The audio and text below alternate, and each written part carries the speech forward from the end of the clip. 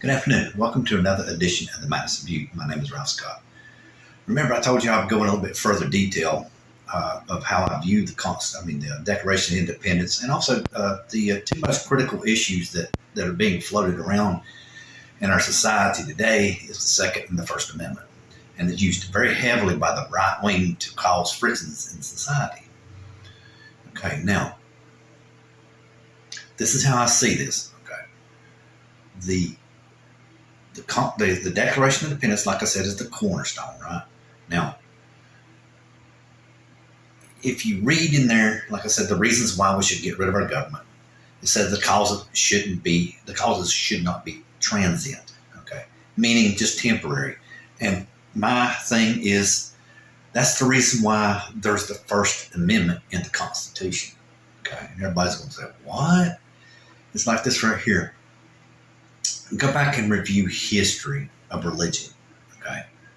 Just since our times, okay? Just take it back to basically, when Constantine declared Christian as the world religion, basically, and we're still following it. Christianity still this day. Okay, it was the Roman Catholic Church, right? Well, somewhere along the line, somebody didn't like the way the Roman Catholic religion was functioning, didn't like the way it worked. They thought their morals were better. So then the next thing you know, you had Protestant, Catholic, Quaker, you name it. Morals are transient. They change over time. They do not remain the same. That's the reason why the First Amendment is in the Constitution of the United States. So therefore, the right-wing preachers saying that the United States is a Christian nation is absolutely wrong. We are a nation that recognizes people have religion, and you can function your religion ever how you choose. The United States is a nation of Christian people, not a Christian nation. Because not only that, if we go to a theocracy, a religious government, it would violate the very first sentence in the Constitution, violate the very first sentence in the Declaration of Independence, which is the right to pursue happiness. Okay. A lot of people would feel very oppressed if there was only one religion to choose from. And yes, be it depending upon what spots you have, whatever religion you believe, whatever you want to say, it would be wrong from yours. It can be wrong from the national religion.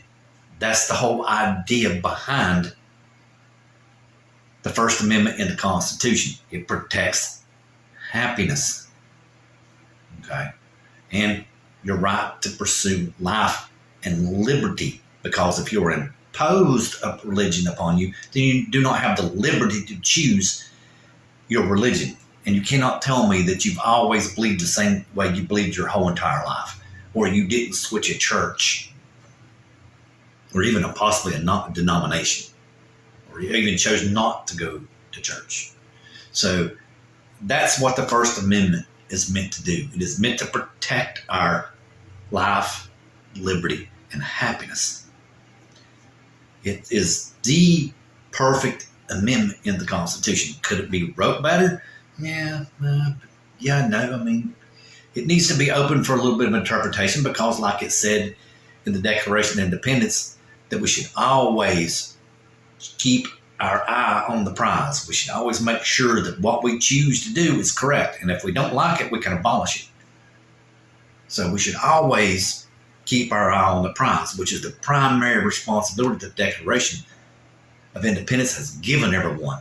It is your individual responsibility to make sure that your individual rights are being taken care of when you go strike that whatever line on the ballot that you strike as a yes or a vote for, whatever you want to say it, color in the spot, whatever you want to say.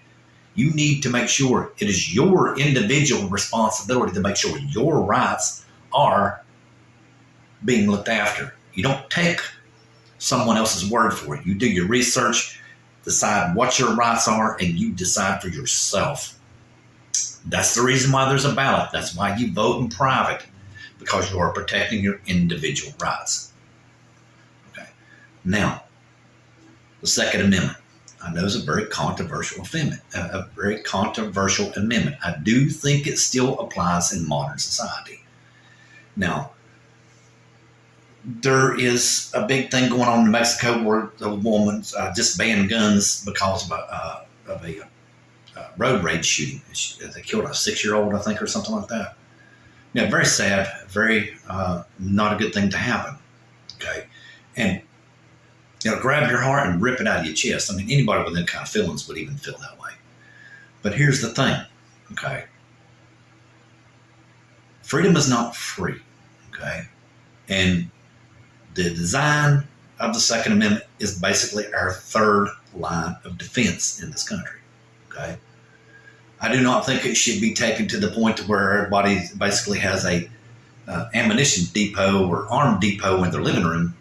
I mean, now that's ridiculous. That would be way beyond unsafe because then there'd probably skirmishes in neighborhoods or gunfights in the street. I think that part would be absolutely ridiculous, going to that extreme.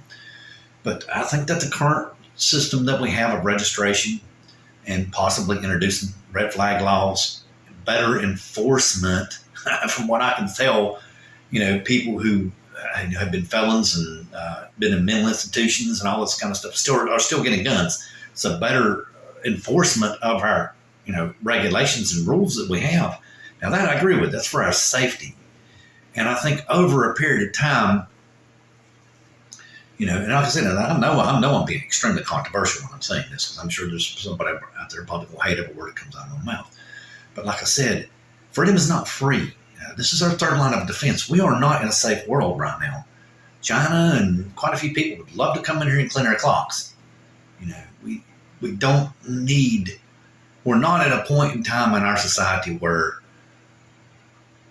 not letting private citizens would possibly be the best idea. I mean, in my opinion, I still think that the Second Amendment applies. As long as it don't get ridiculous, like I said, to the point where you have an ammunition depot in your living room, now that would be absolutely ridiculous.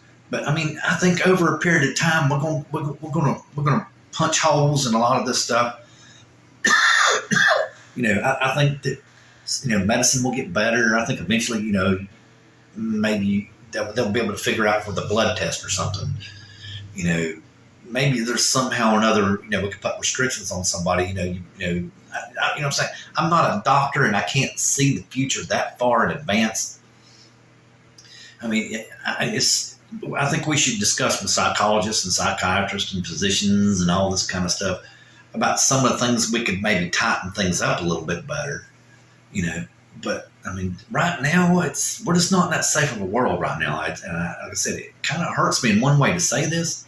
And I understand that no woman or no man wants to lose their child, and there's idiots out there. And unfortunately, that's 90% of the problem in the world. If you go back and like Madison said, you got arrogant people, you got idiots, and then you got the people who really understand. That's the whole entire problem with a democracy.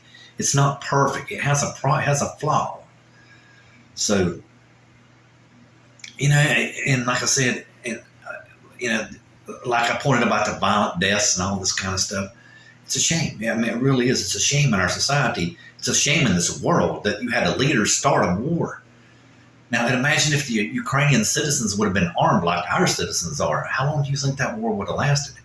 Those people got stuck on that, Russian troops got stuck on that convoy, and our citizens would have set up on rooftops or formed groups and had picked them off.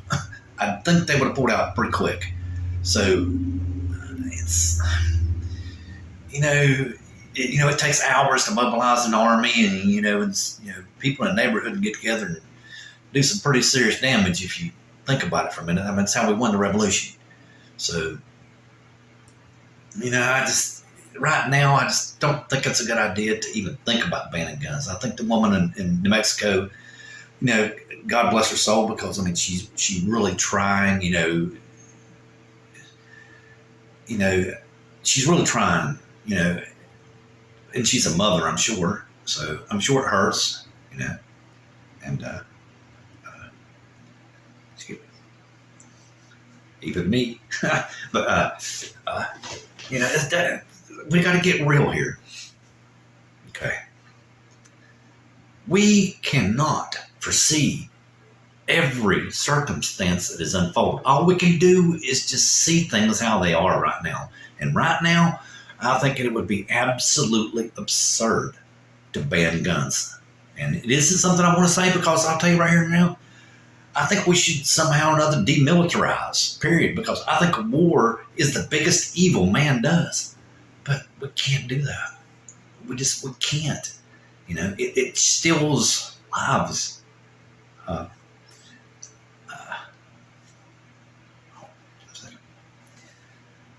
okay, I knew that would happen. But just trying to be as honest as I can, and and tell the truth.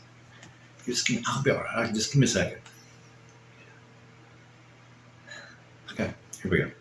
You know, you just got to think of all the sacrifices that's happened to this point. Our country's great, and unfortunately, there's not good people in the world, and we have to protect ourselves. And that's all I'd like to say. Good night.